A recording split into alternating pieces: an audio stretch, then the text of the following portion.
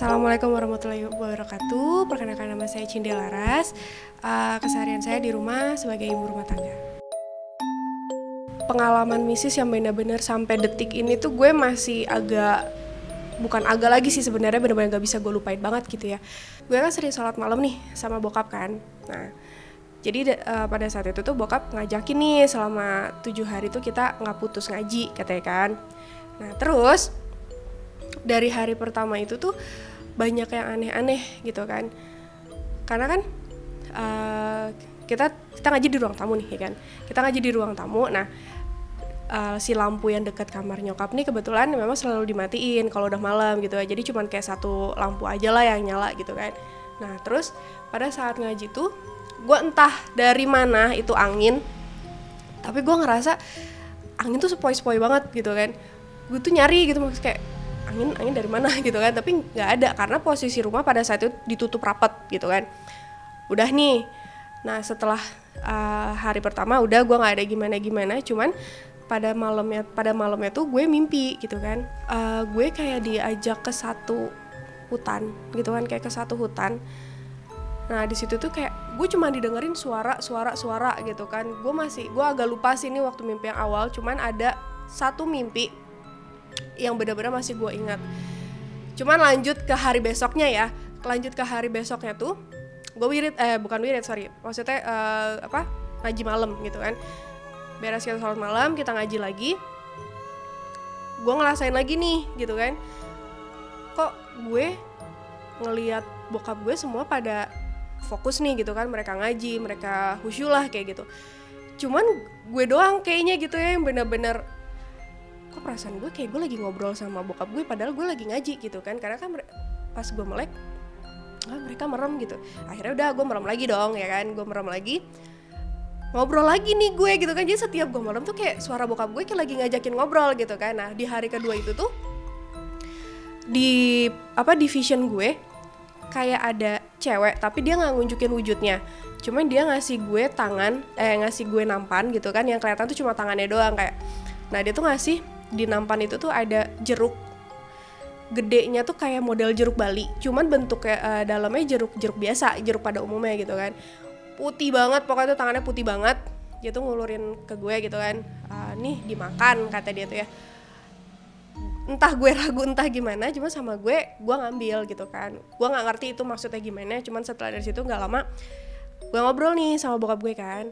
Bokap gue mungkin ngerasa atau gimana gue nggak paham, nanya kan, ngeliat emang kenapa kak gitu. Iya soalnya kok pas tadi kayak kita lagi ngaji kok aku dengar suara papa kata gue kan, sedangkan papa pas aku lihat aja pada merem gitu kan. Oh ya udah nggak apa-apa, bokap gue cuma ngomong kayak gitu doang. Terus iya tadi aku dikasih kayak jeruk, cuman dia nyuruh makan tapi aku cuma ambil aja sih gitu kan. Oh ya udah kata bokap gue tuh.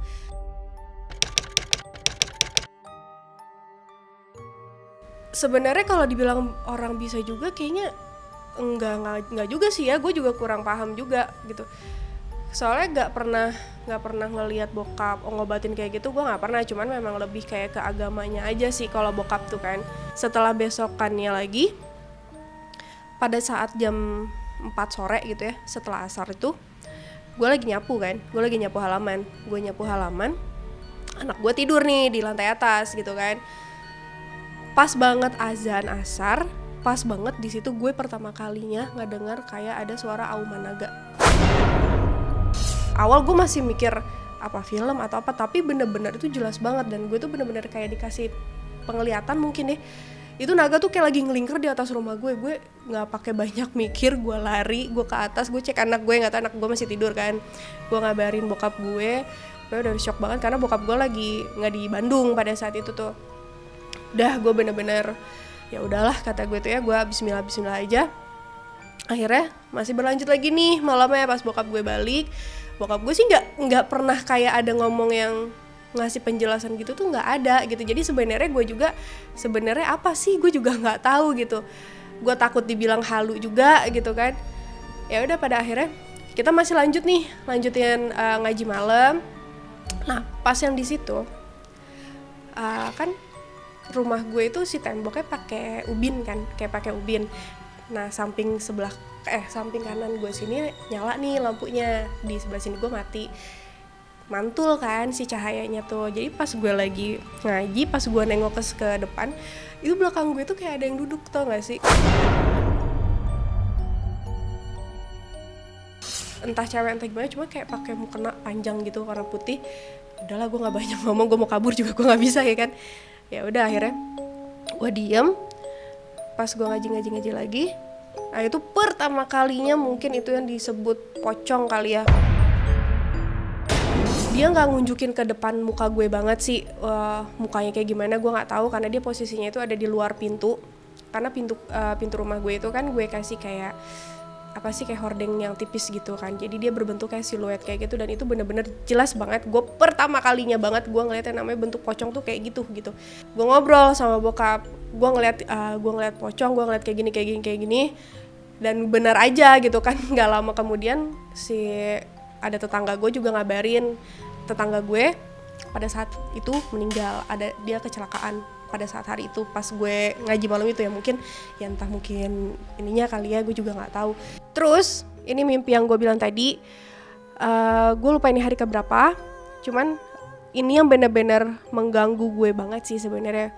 Agak serem sih ya sebenarnya, karena di mimpi itu gue cuman ngedengar suara, tapi di situ ada sosok seseorang yang gue kenal dekat, dan si suara itu cuma ngomong, saya cuma disuruh.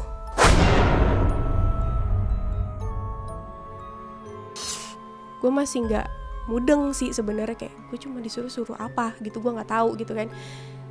Cuma suara itu tuh terus bener-bener keinget gitu sama gue, sampai besoknya lagi gue tidur, gue mimpi lagi gue dibawa ke satu rumah, kayak di hutan itu tuh kayak ada satu rumah bener-bener dia doang gitu si rumah itu. Gue diajak ke sana, gue masuk ke sana, dan itu cuma ada suara cowok. Dia tuh ngomong, sekarang kamu udah lihat ya, kata dia tuh, sekarang kamu udah lihat, sekarang kamu udah tahu ini bentukan binatang-binatangnya, kata. Jadi kamu sekarang udah nggak penasaran lagi.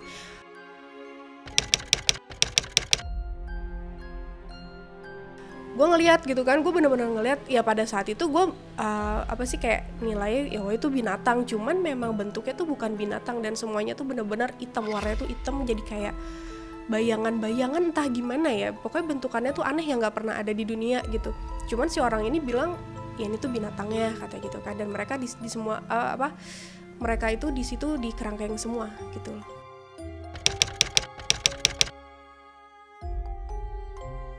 Kalau untuk suara yang ngomongnya sih gue nggak tahu, cuman dari mimpi awal yang gue bilang tadi itu, gue tuh cuman dituntun suara, dan mimpi yang benar-benar gue inget sampai sekarang itu yang dua ini gitu kan.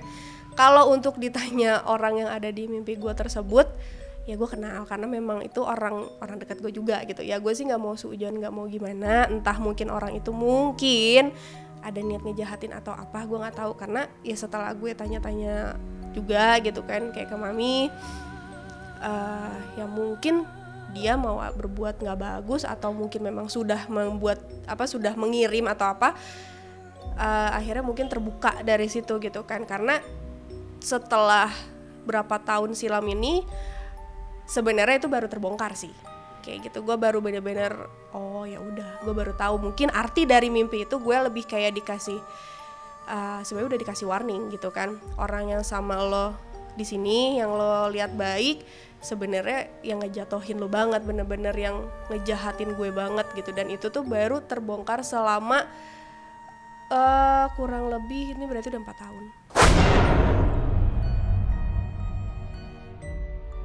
Oh iya, aku lupa juga, aku sempat nge-skip bagian setelah wirid itu. Ada satu hari di mana aku posisi lagi hamil anak kedua kan. Ada satu hari di mana aku tuh tidur siang. Mungkin kalau orang kita bilang keerap-erap kali ya. Cuman bener-bener ini aku baru pertama kali ngerasain keerap-erap tuh yang aku sadar, aku lagi tidur, aku sadar. Pada saat di dalam tidur aku itu, aku tuh pengen bangun, nggak bisa. Dan aku sadar, aku kayak gimana ya, dibilang ngelihat badan sendiri, gimana ya, kayak aku tuh tahu nih posisi tidur aku gimana gitu ya, kerasa gitu sama aku. Cuman aku tahu kayak aku tuh berusaha masuk nggak bisa, dan kayak di dunia nyatanya aku gitu ya, aku udah nggak bisa napas, bener-bener udah nggak bisa napas karena udah bener-bener coba yang udah tarik nafas nggak bisa, teriak nggak bisa, bangun nggak bisa. Itu kayaknya ada 10 menitan mungkin ada, aku juga nggak terlalu ngitungin sih, cuman dari aku nyoba masuk sampai benar-benar aku kesadar itu tuh benar-benar lama banget, dan itu pertama kalinya kalau dibilang keerap-erap juga kayak beda sih rasanya. Kalau keerap-erap kan lebih kayak kita nggak bisa melek kan, itu benar-benar kayak ya udah nggak ada nafas, benar-benar kayak udah nggak ada nafas banget. Aku ngerasain di situ pas aku bangun itu sumpah bener-bener takutnya minta ampun. Itu pertama kali banget aku rasain kayak gitu. Kalau ngelihat muka gini tuh kayak enggak, cuman kayak gimana sih, ya gue tahu nih kayak ini gue tidur, gue pengen bangun, gue kok nggak bisa bangun gitu. Terus kayak wah kok gue di kayak di jasad gue tuh kayak kok gue nggak bisa napas sih, gue nggak bisa napas. Di situ tuh gue udah yang wah kayak gue udah meninggal deh. Gue tuh sampai yang kayak gitu. Makanya gue tuh aneh kenapa semenjak pas gue, karena waktu itu bokap kan sempet tinggal sama gue kan, gue mulai ngejalanin, ya diajarin ngaji malam kayak gitu kan. Tapi kok ke gue dampaknya kok banyak banget ini itunya gitu, yang kejadian bener-bener yang nggak masuk logika sih sebenarnya kayak gitu. Dan tuh bener-bener pas gue bangun, gue nangis sampai trauma yang namanya tidur, gue nggak mau tidur, sumpah, karena takut banget gitu kan. Kayak lu gimana sih, kayak lu tahu lu meninggal nih gitu, karena bener-bener nggak bisa napas, bener-bener ini orang apa ya, ibaratnya kayak roh gue nya tahu nih, wah jasad gue kayak emang udah nggak ada nyawa gitu, karena emang bener-bener gue bisa ngerasain di sini, gue bisa ngerasain di diri gue gitu, kayak ya nggak bisa, di diri gue tuh kayak kosong gitu, bener-bener kayak ya gue diliatin diri gue kosong gitu. Nah terus gue yang di sebelah sini tuh kayak oh udah gue nggak bisa napas, dan bahkan di sini tuh bener-bener yang kayak dicekek banget. Wah itu parah sih. Itu belum, cuman gue pernah nanya ke orang tersebut gitu kan, aku dimimpiin apa kayak dierap-erap kayak gini. Oh enggak, udah nggak apa-apa, itu mah cuman ya bunga tidur aja kayak gini kayak gitu doang sih. Tapi gue dari semenjak itu gue nggak pernah yang gue gubris gimana, karena udah ya udahlah, gue nggak mau gue pikirin gitu kan, karena jujur gue takut sampai malam tuh tidur gue nggak mau tidur. Jadi bener-bener gue tidur ya udah abis azan subuh gue baru tidur gitu, saking ya gue takutnya gitu. Dan kejadian itu bukan malam, siang. Kalau ngelihat itu sih jujur aja ya, ini udah setelah aku yang itulah ya, itu setelah itu lalu aku mulai, sekarang kan aku sama mama sering liputan kan. Nah semenjak liputan ini aku tuh ngerasa kayak mata batin juga agak keasah kali ya, karena kan kita semua penakut sebenarnya kan, satu tim itu sebenarnya kita semua penakut. Cuman selama pas kita liputan, pertama kali liputan itu tuh kita di Villa Genggong kan waktu itu. Nah berikut di sini tuh ada satu orang Turki kan. Nah udah nih, gue nggak pernah tahu Villa Genggong tuh kayak gimana karena gue baru kesana juga gitu kan. Pas kita lagi ke Villa Genggong, di belakangnya itu tuh kayak ada apa sih, dia kayak model ada kayak gapura cuman dari pohon gitu, kayak gapura. Mitosnya di situ tuh kalau ditebang kita nggak bakal bisa balik, kayak dibikin nyasar gitu kan. Nah ceritanya pas kita bikin konten di situ kita tebang gitu kan, Nah sebelum kita liputan kita baca doa segala macam kan. Pas kita lagi, si kameramen gue ini lagi nge-shoot dari luar kan, itu tiba-tiba tuh depan kabut, bener-bener kayak cuaca dingin gimana sih, itu kabut nutupin banget. Nah posisi gue ini, nyokap gue sama si orang Turki kan, si Om Hesam ini tiba-tiba tuh ada yang meluk dong dari belakang gitu kan, ada yang meluk dari belakang. Pas dilihat tuh nggak ada orang, cuma tangan doang. Belakang gue ini kan semak-semak kan, gue sama cowok gue di belakang gue ini semak-semak gitu ya. Itu tuh dari belakang ada yang lari ke dalam semak-semak, berhenti. Gue merinding, di belakang gue tuh berhenti. Itu bener-bener jelas banget, nggak tahu apa, pokoknya lari-larian deh dia tuh di belakang gue. Nah sampai akhirnya kayak lagi ada di dua dunia yang berbeda, tau gak? Bener-bener pas masuk itu kayak lagi di, kalau gue ya, gue ngeliatnya kayak lagi di dalam kerajaan apa, gue nggak tahu, cuman tuh serem gitu. Kayak lu kalau lagi nonton Mak Lampir gimana sih suasana vibes si goanya gitu kan. Ini tuh bukan goa, bener-bener hutan, cuman kayak ngegoa gitu gimana sih, kayak jadi satu tempat gitu kan, kayak gitu. Itu tuh bener-bener jelas banget loh yang namanya kuntilanak gitu kan. Entah itu sempat ada yang ngelihat kayak babi hitam gitu, itu lari dan itu sempat dikejar terus hilang. Nah bener-bener itu jelas banget kayak si kuntilanak, bahkan suaranya tuh itu hampir semua gue rasa denger gitu ya, itu jelas banget. Itu pertama kalinya di situ tuh gue yang ngeliat ya, gue denger gitu kan, itu jelas banget. Even sampai si salah satu penghuni Genggong pun akhirnya ikut kan ke rumah tuh karena ngelihat mami gitu ya. Sampai sekarang hikmah baiknya sekarang aku tahu nih gitu kan, bener-bener ya mungkin dulu aku dikasih warning tapi aku nggak peka gitu, aku nggak ngerti. Tapi pas kesininya ya aku narik kesimpulan aku sendiri aja sih. Jadi oh ya mungkin itu yang ditunjukin ini gitu.